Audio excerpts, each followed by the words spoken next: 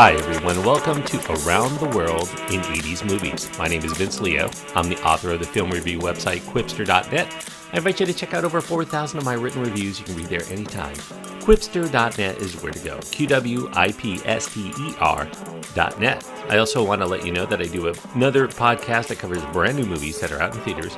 It is called the Quipster Film Review Podcast. Just search for Quipster wherever you're listening to this right now and you'll find it. Just remember that Quipster is spelled with a W instead of a U. Today we're going to continue on the second of a three-part series that looks at hip-hop films of the 1980s. Last week we did Crush Groove from 1985. We go back a couple of years to a film that is credited as being the first, or at least one of the first, of the hip-hop films, and among the best that have been made, primarily because it really does capture the authenticity of hip-hop in its adolescence, I guess you would say. Wild Style is what I'm talking about. It's a film from 1983. I've only seen this film once before. I saw it in college. I vaguely remembered a lot of the music, but not necessarily a lot of the storyline from the time, so it felt very fresh rewatching it for this review this week. It is an R-rated film. It does have sexual references, drug content, and language. The runtime is 1 hour and 22 minutes. Lee Quinones, or George Quinones, is the main star. Lady Pink, Fab Five Freddy, Patty Astor, Andrew Whitten, Busy Bee, the Cold Crush Brothers, Rocksteady Crew, the Fantastic Freaks, Double Trouble, they're all in this film. You got small roles going to Grandmaster Flash, and Kumo D is very briefly in this film. Grand Wizard Theodore, Grandmaster Kaz, as part of those rap crews. Charlie Ahearn is the director. He also contributes the screenplay, although he mostly contributes the story. A lot of the dialogue was improvised by the actors. Wild Style is a drama that has some documentary-worthy concert performances. The Wild Style itself, a slang term for the jittery kind of lettering of the graffiti. You can see it especially in the poster for this, the logo for the title Wild Style. It's a seminal hip-hop film. It covers some of the origins of the art form in the home that it flourished from, the rundown areas of the South Bronx. In addition to rap music, the film takes a broader look at hip-hop culture. It includes street graffiti, breakdancing, DJing, turntablism, whatever you want to call it, house parties as well. And our thread through that story is this Puerto Rican graffiti artist named Raymond, played by Quinones. Raymond has a pseudonym as an artist of Zoro, and he explores a variety of ways to take his talent to make a living out of it by transferring his skills with spray cans to canvas, and that culminates in a neighborhood wheeler and dealer named Fade, played by Fab Five Freddy, of course, known to most people as the future star, or one of the stars of Yo MTV Raps. Fade tries to secure Zoro's chance to decorate the main stage at a big hip-hop concert venue in town.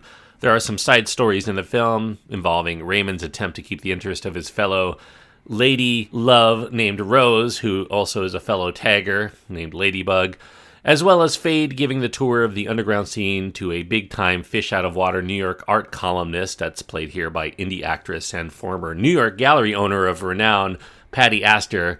She's looking for her next big scoop. So the film, although a lot of people claim it is plotless, does have some story threads to it. Now, Wild Style is written and directed, as I mentioned, by Charlie Ahearn, who conceived of this film with a collaborator and supporting player, Freddy Brathwaite, a.k.a. Fab Five Freddy. Fab Five Freddy thought that Ahearn should make a movie about what's actually happening in the local underground art and dance scene instead of trying to make another martial arts flick that he had been intending. He had made a film a few years before, which is why he met some of the people that are in this film, a follow-up to his first film called The Deadly Art of Survival. Ahearn cast Lee Quinones, someone he had met who exposed him to the underground hip-hop scene before it was ever put on wax while making that film, this one being his first attempt at making a non-martial arts flick.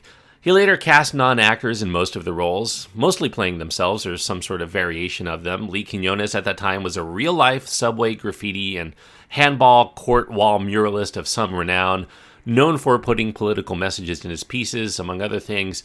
He really did transition away from painting subway cars to canvas toward the late 1970s, as depicted in this film, and he actually did manage to tour various countries displaying some of those new art pieces. Sandra Fabara, Lady Pink, who actually did have a romance with Quinones off and on for a few years, and Andrew Whitten, or Zephyr, were also graffiti artists in the area, and much of the film was shot in the Bronx neighborhood where they resided.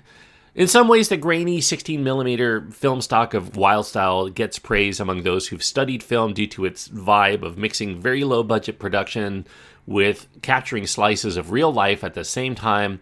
And though it did shoot with some attempt at scripting, Ahearn would write each scene the night before they would end up shooting it the next day. There's a loose adherence to that written dialogue. In fact, the cast ended up laughing at Ahearn's attempt to try to sound street in his dialogue, so they ended up adjusting their own words to make it feel more authentic, and so they changed the script quite a bit. In this way, it's very reminiscent of the highly improvised works of, say, John Cassavetes and some of the more notable cinema verite examples of European cinema. It may not surprise anyone seeing the film to learn that much of the funding for the reported $200,000 budget came from German and British investors, given that European vibe to the filmmaking. Violent crime is not actually a critical part of the story. That stands in contrast to much hip-hop cinema that would emerge later on, especially during the 1990s. But there is one intense scene in which the out-of-place columnist, played by Patty Astor, nearly finds herself at gunpoint from a trio of hoods who want something from her before they determine they don't want her at all. In place of traditional fights among gangs comes the rap battles among rival crews who either take their turns trying to diss each other or they brag as to why their own crew is the better of the two, something that would still continue on to hip-hop to this day. By the same token, some viewers who are looking for production values and quality acting will likely confuse Wild Style with a bad film without the proper context. It's not exactly a treat for the eyes or maybe even the ears in terms of the cheap film stock and the mono sound design. It's full of non-professional actors who mostly improvise their scenes, which were shot in one take.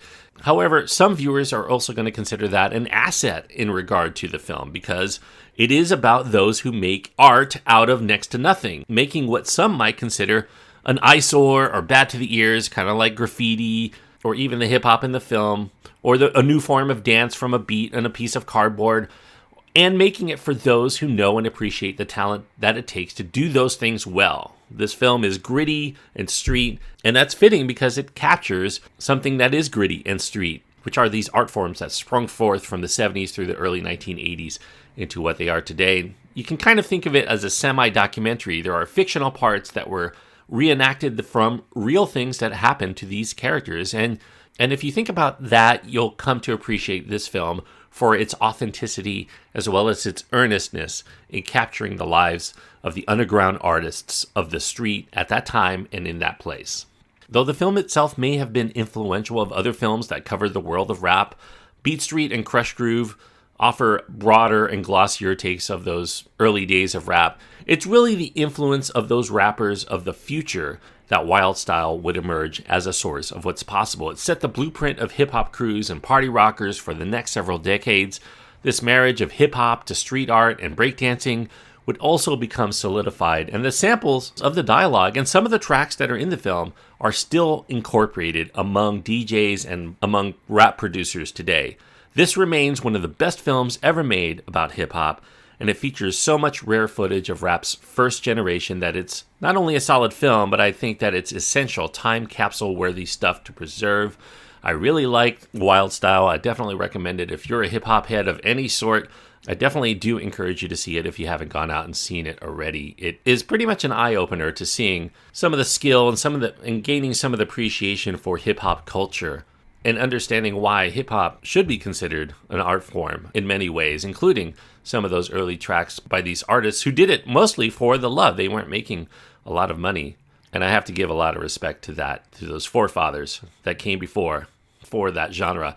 I'm giving Wild Style 3.5 stars out of 4. 3.5 stars on my scale means I do think that this is a good movie. It transcends all of those production values and some of the non-professionalism to emerge as something more than that, something that really captures a form of art in its raw form and doing it successfully in a way that's compelling, and it's something that really can't be captured by just making traditional filmmaking with a big budget and a lot of professional actors or a high sheen.